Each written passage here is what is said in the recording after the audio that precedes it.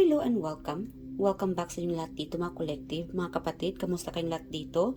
Ang reading na ito ay minamanifest ko na ang video ay makakarating sa inyo. Whatever or whoever no, na this reading is about dahil ito ay random. So, hindi planado. Alamin natin kung ano yung mensahe ng universe para sa inyo. This reading is meant to find you. So, collective po ito mga kapatid. Kunin nyo lang kung saan kayo naayon. Kung hindi naman para yung sa ibang collective. Mga kapatid natin dito na nanonood din. I'm sorry. So, guys, pakilakasan na lang po ng reading or ng video na ito. Baka hindi malakas, no? Or hindi ninyo masyadong maintindihan. Dahil hindi lahat pare-parehas ng mga gadget na gamit. So, again guys, bear with me during this reading. So, alamin natin kung anong mensahe ng universe para sa inyo. Random, hindi planado. Spirit Rangers, ano yung mensahe? Wow! Guys, uncovering treasure. Beneath the surface lies great bounty.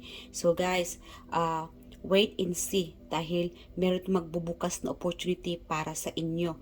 Wow, 111. Nakita ko yung sa orasan, no? 111, angel number 111. Napakasagrado ng mensaheng ito para sa inyo. And it's funny kasi bago ako nag-start dito ng reading, kung may narinig kayong background music, may dragon na lumabas sa TV, yung screen. So yeah, napakasagrado ng mensahe ito dahil yung dragon energy have a message for you. Beneath the surface lies great bounty. So yeah, blessings na darating, may magbubukas, no? Opportunity, pinto. It could be love life, money, something na pinag-iingatan ninyo, something na minamanifest ninyo. Again, iba-iba, no? Money, career, love life, friendship, meron dito magbubukas para sa inyo. Okay, so wandering path, enjoy the journey. Wow, meron naman dito sa inyo guys. I don't know, kung may mga plano kayo, whatever plan or kung nangyayari na itong plano ninyo, bakasyon, pagbibisita, it could be sa life, no, in general. Wherever you go or whatever situation, kung ano man yung situation ninyo ngayon, enjoyin ninyo. Life is too short. Yeah. Kung ano itong mga pagsubok, happiness, yeah, together with family, it could be work, relationship. Life is too short. Enjoy ninyo yung mga pagsubok na nagdadaan sa inyong buhay. Yeah, dahil, I don't know, it's part of our life, mga kapatid, na mangyari sa atin ito. Then later on, itong mga pagsubok pala, sa kabila nito, blessings in disguise. No? Sometimes weird, medyo weird dun, no, na pasensya na guys, medyo nag-slow down ang kapatid ninyo.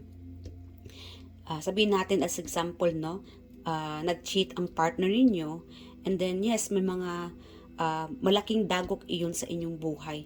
But then behind the scene, it's part of your soul journey, ito na, lumabas na yung swerte sa buhay ninyo dahil may na-realize ka.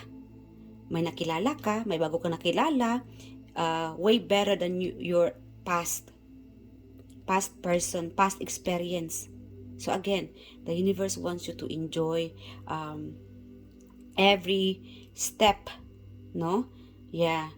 Kung ano man yung mga pagsubok sa buhay ninyo, enjoy nyo lang. Yeah, enjoy the ride. Go with the flow na lang kayo mga kapatid. Dahil again, blessings in disguise po ito. Even now, no, kahit ngayon ay may mga challenges kayong kinakaharap, it's about to end.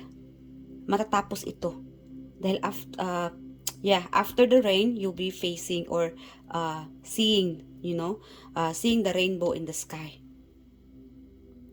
Magkakaroon din ng liwanag ang lahat ng mga pagsubok na ito, lahat ng mga challenges na ito.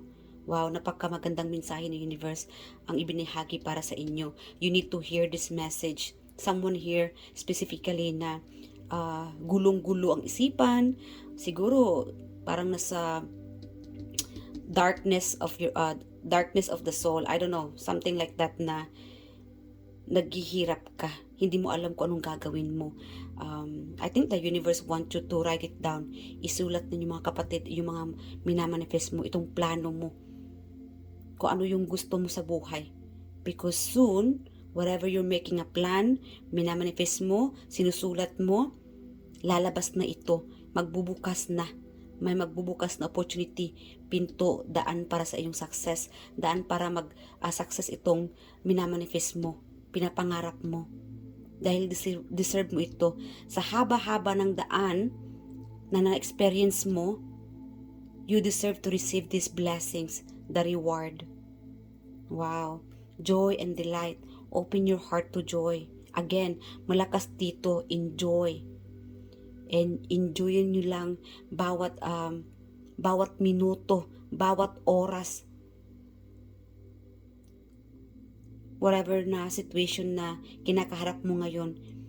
Like again, medyo weird, no? Pakinggan. Yeah, medyo weird pakinggan itong mensahe na ito, but then later on, parang may nakatago. May lalabas din. Sabihin natin na may sikretong lumalabas, and then later on, may nadidiscover ka pala. Blessings. Ika nga, diba? Yeah. You will be opening a new door of opportunity. Good news. Yeah. A travel. Meron magka-travel sa inyo. Okay. Enjoy the travel, no? Again, guys, iba-iba. Iba-ibang sitwasyon ninyo. Ano pa? What else? Wow. Moving on. Again, guys, new partner. Yeah. Moving on. Yung iba dito sa inyo. Again, kung ano man iyong mga pagsubok na pinagdadaanan mo, it's time to move on. Dahil, nasabi ko na kanina, something about na nakatago, diba? Ay magbumulat sa inyong mga mata, realization.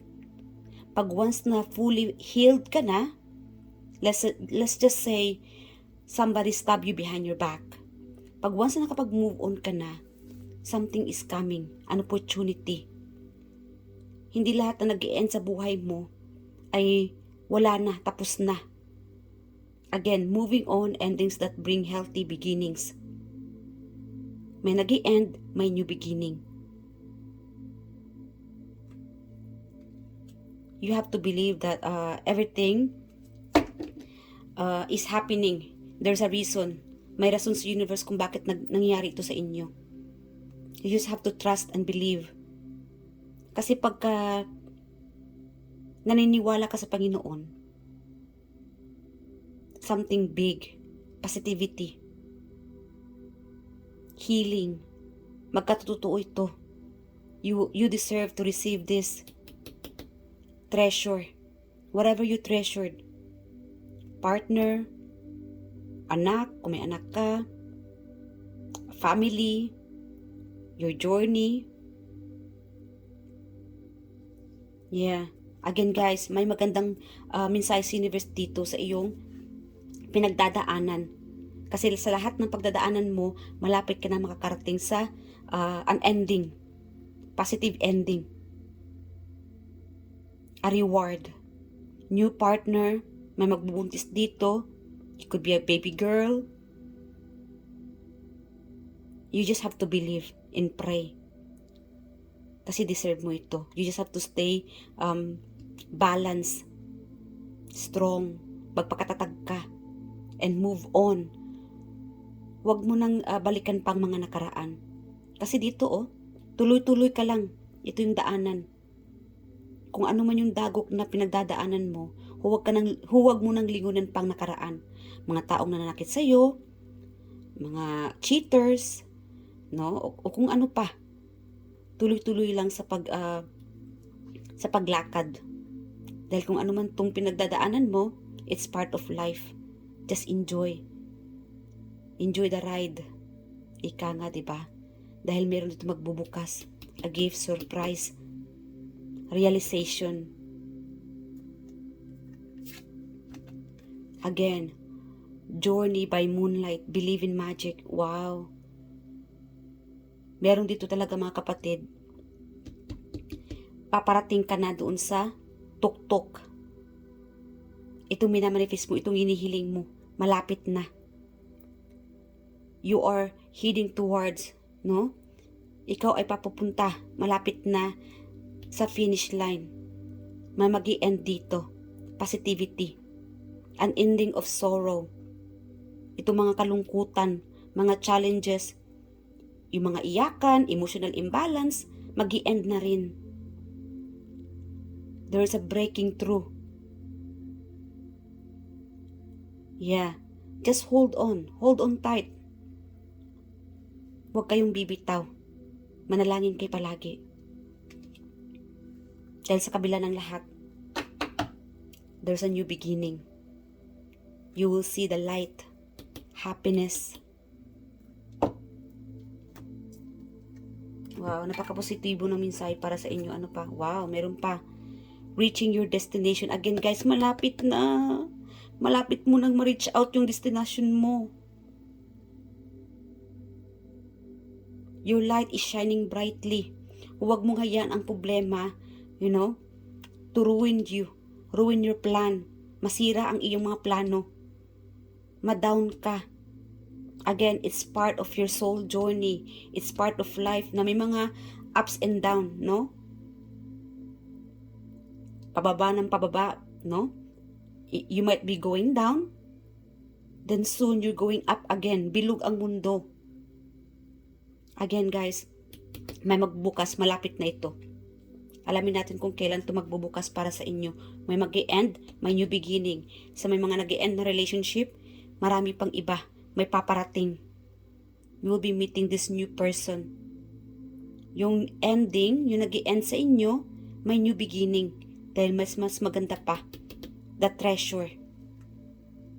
May mag-a-unlock sa inyo. A new journey. May bagong daan na mag-a-unlock, na magbubukas sa inyo. Opportunity. Love life. New person, no? Friendship or anak. Yeah, meron tong baby girl na paparating kung ikaw tong gusto magkakaroon ng anak o nagbubuntis. It will bring you happiness. Yeah. Success. Believe in magic.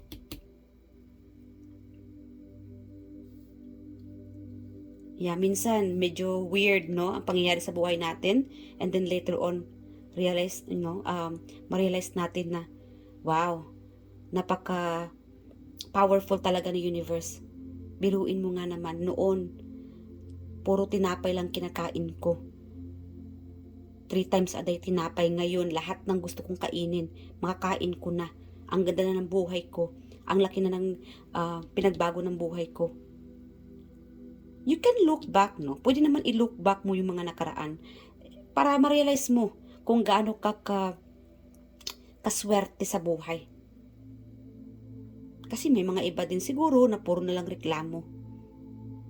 Looking back the past, mas swerte ka na siguro ngayon kaysa noon. O siguro ngayon, no? Sabihin natin na walang ending itong paghihirap mo. You just have to believe in God. Maniwala ka sa Panginoon. Maniwala ka rin sa sarili mo, kapatid. Because the more you believe in God, the more you are achieving this goal. The more na ma-achieve mo itong destination na gusto mo mapunta. It could be Disneyland, Disney World, new home, adventure, new relationship, ma-achieve mo rin ito. Yeah, a treasure again guys. Whatever, kung ano man iyong hinihiling mo, there will be a treasure uncovering magbubukas para sa inyo. I-affirm nyo ito. God bless you guys. I am so proud and happy for you. Just believe in magic. It's around the corner. Malapit na ito magbubukas para sa inyo. So let's get when is this happening para sa inyo dahil hindi lahat pare-parehas, ano? So, yan guys. Niskip ko na lang yung pag-rapulan no, para hindi masyado maingay. We have here letter O. This could be your initials. O, C. May pagka-Chinese ka siguro. Again, number 8. Malakas talaga yung angel number 8. 8 is an infinity. There will be, tawag nito, lifetime, stability na paparating sa inyo. Accept this. Get ready. I-ready mo na ang iyong sarili. Dahil dito, may permanenteng paparating sa inyo na magbubukas. Blessings. Again, blessings in disguise. It could be new relationship, partner, marriage. Mag-long last ito. Number 5. Again, meron dito magbubuntis. Parang bingo lang ano. Number 5, buntis. Ay nako, number 5. May, August. This is timeless collective. It could be coming around 8, 5, no? Ano pa? Hold on. So guys, we have here Virgo, Aquarius, and Cancer. So this time, this video is taken during Cancer June, ano? So June, July, anytime soon guys. This is it, no? Papalapit na, may magbubukas na. This is your lucky moment whenever you watch this reading, ano? Cancer season, June, July, magbubukas na, new person, opportunity, new home, and journey. There will be a new journey for you coming up, no? New work. Work could be, yeah, travel, yeah, career. Okay. So we have here number 8, 5, 5. Again, guys, confirm. 5, 5, it could be May. 8, it could be number 6 and 10. Malapit na makumpleto itong pangarap mo.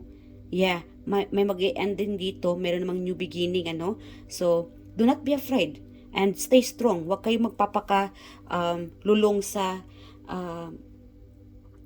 iyak, no? Or emotional imbalance kasi meron dito na parang lahat again, surrender. I-surrender mo ang lahat ng problema mo kay universe. And soon, sometime or anytime soon, whenever you watch this reading, this is your lucky moment dahil may magbubukas sa inyo. A new journey. Embrace this new journey, new door of opportunity. Panibagong bugho, new lifestyle, new home, bagong bahay, baby, yeah, transformation, and a treasure. Good luck guys. Congratulations. We have here letter B, K, C, and O. It could be letter D, G, and U. Okay? So, this could be you or something na paparating sa inyo. It could be a person, friendship, relationship, whatever na paparating. Embrace it and get ready. So, I love you guys. And one more thing. It could be hours. Yeah, kasi itong video nito is taken during June, ano, month of June. So, anytime soon, it could be within an hours, no? Or, yeah, 8 hours, 5 hours, 10 hours, 6 hours, days, week, within 1 week. Yes, 7 days, 1 week. Paparating na ito. Get ready, i-ready mo na ito dahil may magandang opportunity, good news na paparating sa inyo. I love you guys. Good luck and take care. Thank you. Bye.